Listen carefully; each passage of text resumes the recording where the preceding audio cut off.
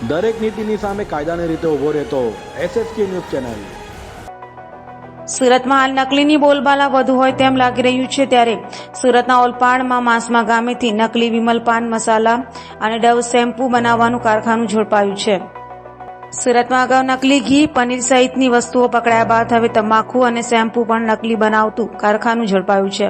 વાત એમ છે કે સુરતના ઓલપાડ તાલુકાના માસમા ગામની સીમમાં આવેલ ચાંદ ઇન્ડસ્ટ્રીઝ એસ્ટેટના પ્લોટ નંબર 33માં ગોડાઉન ભાડે રાખી ત્યાંથી નકલી વિમલ પાન મસાલા સાથે ડવ શેમ્પૂનું ડુપ્લિકેટ કરાતો હોવાની માહિતી મળતા ઓલપાડ પોલીસે ત્યાં દરોડા પાડ્યા હતા, જ્યાંથી ડવ શેમ્પૂ અને વિમલ પાન મસાલા તથા તમાકુ બનાવટનું પેકિંગ મળી આવ્યું હતું।